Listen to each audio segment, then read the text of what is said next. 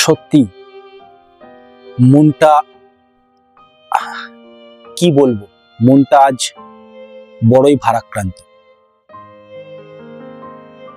মানুষের জন্য যে প্রধানমন্ত্রী এতদিন কাজ করে এসছে, তার পিতা বাংলাদেশের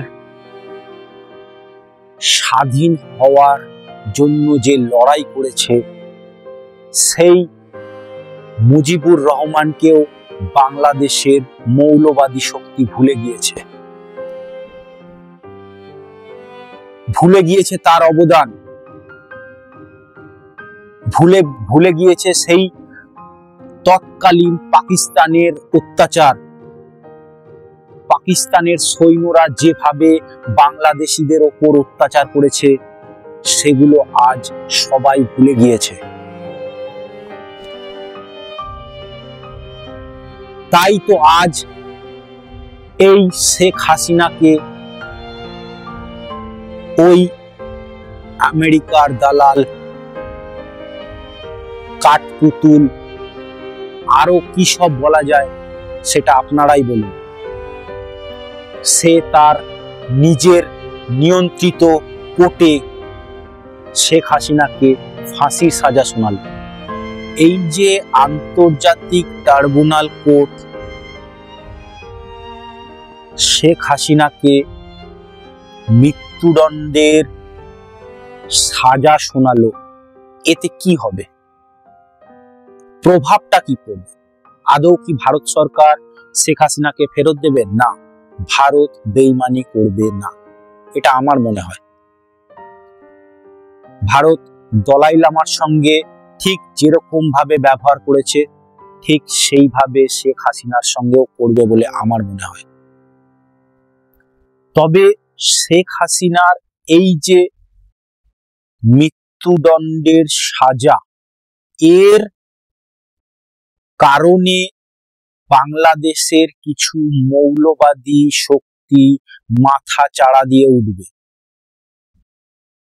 কিছুদিন আগে উঠেছিল, তারপরে কিছুটা দমে যায়, এখন কিন্তু আবার তারা মাথা চাড়া দিয়ে উঠবে।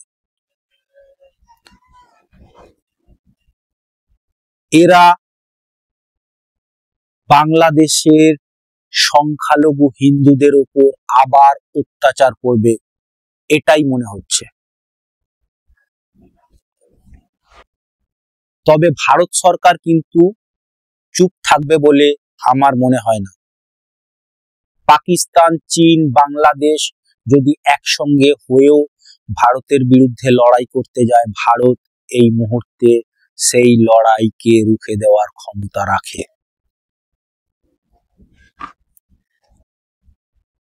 তবে শেষ কথা বলবো, 1971 সাল কিন্তু আবার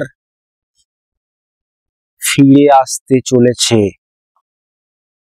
আবার হয়তো বাংলাদেশে গণ অভ্যুত্থান দেখা দিতে পারে, মুক্তিযোদ্ধা আবার হয়তো তৈরি হতে পারে।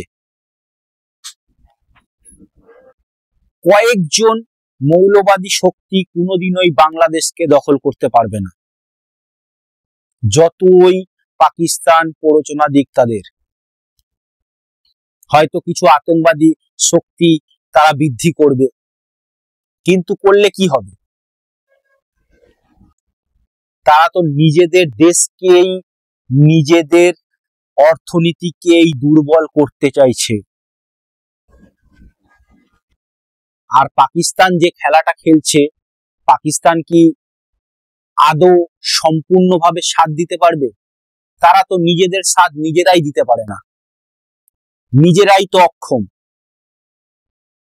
বাংলাদেশকে পাশে নিয়ে কি করবে তারা? বাংলাদেশের মানুষজন কি এইটুকুনি বোঝে না? ওই মৌলবাদী শক্তি কি এইটুকুনি বোঝে না? আমেরিকার দালাল ইউনূস কি এইটুকুনি বোঝে না? বোঝে, বুঝেও মানুষকে উস্কে দিচ্ছে, মানুষকে মৃত্যুর পথে ঠেলে দিচ্ছে।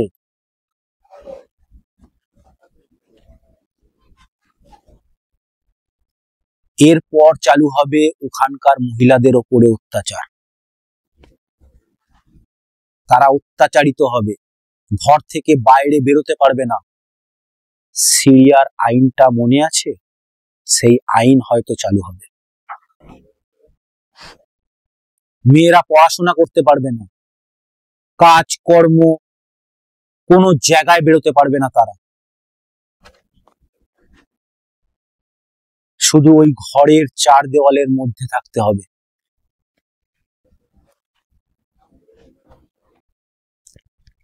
আবার হবে 1971-এর মুক্তিযুদ্ধ,